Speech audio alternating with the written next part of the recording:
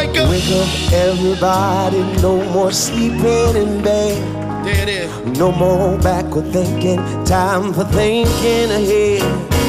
The world has changed so very much from what it used to be. And there is so much hatred, war and poverty. Oh, the world won't get no better. What's up again, everybody? This is Steven.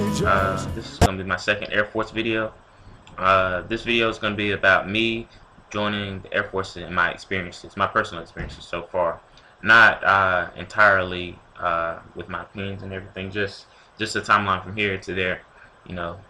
I started what I've been going. Actually, I started college first in hopes of doing ROTC and becoming an officer in the Air Force.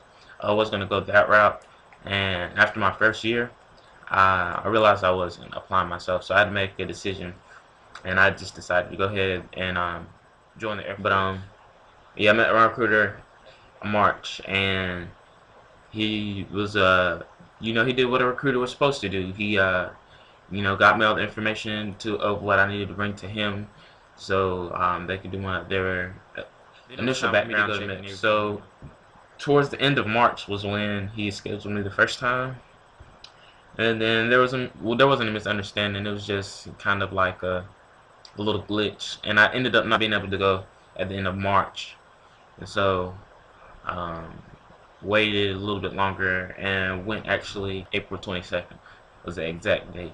But I went April 22nd, and I went to Meps, and you know, go through Meps, and everybody has their own way of, or how they experience Meps. Meps is an experience you just have to experience for yourself. You know, you go and they poke and prod you, and they check things that your parents haven't even checked since you were like 1 or 2.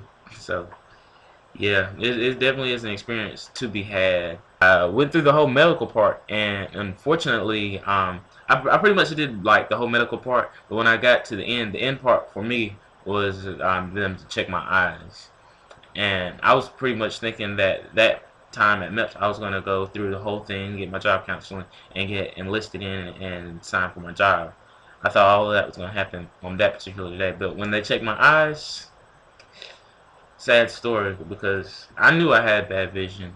You're technically disqualified now, but you can get a waiver for it. And they say, you know, it happens all the time where people have to get waivers for stuff like this. Don't worry about it. You're not really disqualified, but you have to get a waiver.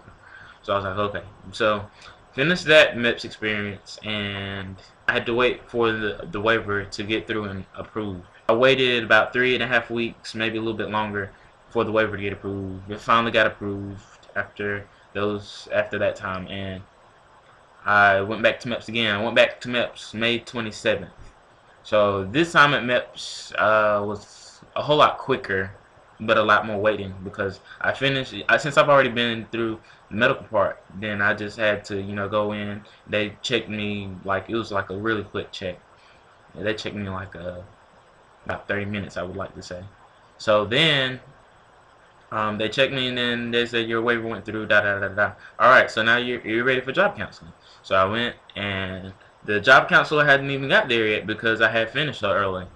So I was waiting, and I was waiting, and I was waiting, and he finally got there, and I still had to wait a little bit longer. And then I finally got called in, did my job counseling, and listed my jobs, and yep, that was my experience at Meps. I went in, you know, raised my right hand at a 90-degree angle and swore in, took the oath of enlistment. Sounds official. And so, it's weird when you go to Meps, like, everybody is not going to be Air Force. It's going to be Marines, Navy, everybody. And everybody other than the Air Force, each branch is like really different in how they enlist people, as far as what they're like. Most Army people like know exactly what job they're gonna have as soon as they enlist. You're seeing all these other people, and their dates are like, you know, like 1 month or 2 months down the road, and they're telling you the job that you have. And then you go in and they say, well, you list your jobs. Well, for the Air Force, you go in, you list your jobs, and then pretty much they said, okay, well, this is just saying that you'll get one of the jobs that you listed, but you don't really know which one it's going to be yet. So there people are asking you, well, what's your job going to be and when do you leave? And you can't give them an answer, and it's almost kind of like, am I even really in there? But anyway, then after I took the oath of enlistment and I left, I was talking to my recruiter, and he gave me a buttload of Air Force stuff. Matter of fact, here it is right here. Yeah, he gave me a buttload of stuff. So, you get all excited. You got all this Air Force stuff. You want to start wearing it, and you're like, okay. So, after he gave me all that stuff, and then he gave me all my depth papers, stuff that I needed to memorize and stuff, telling us that he telling us that we should hear back in about a month, and that's where I got my hopes up. And I guess I shouldn't have, but I wouldn't have if he hadn't told me a month.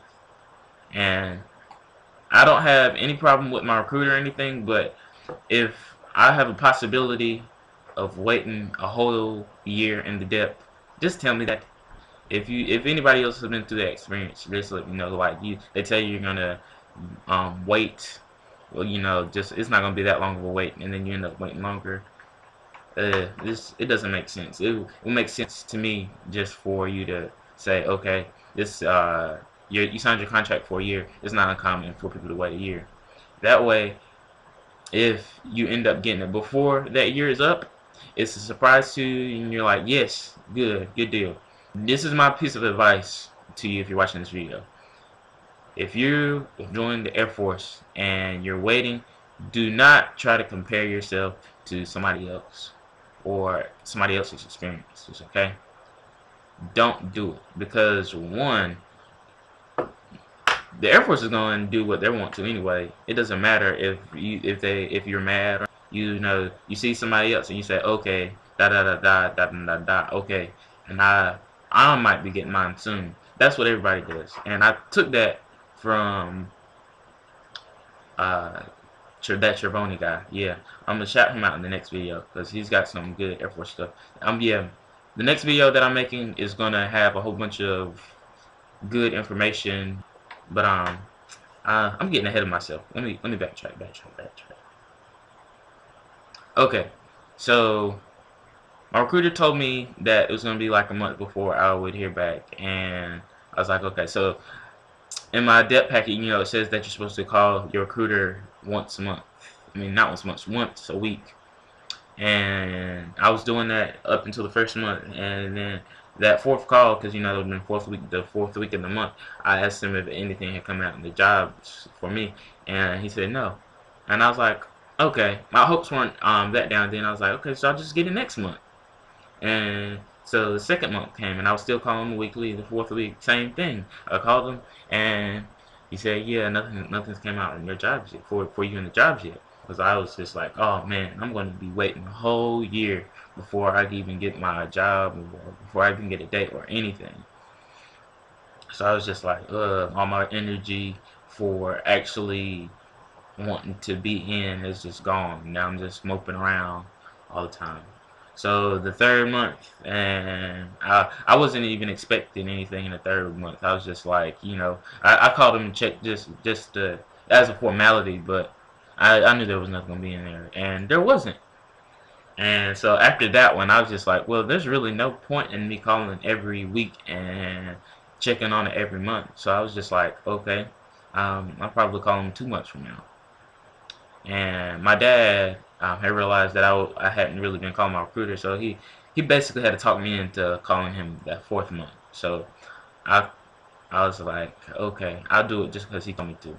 And the first time I called him, it was just like it was like 2 rings and then straight to voicemail. And I was like, he's ignoring me. And then I thought about it. He's a recruiter, so he might have been busy. That's the only reason he would have done that. So I was like, okay, I'll give him an hour and I'll call him back. So I called him again. This time it rang all the way through and then went to voicemail. And I was like, something's odd about this. And so I was like, man, forget this. He probably just doesn't want to talk to me because he knows that I'm going to call about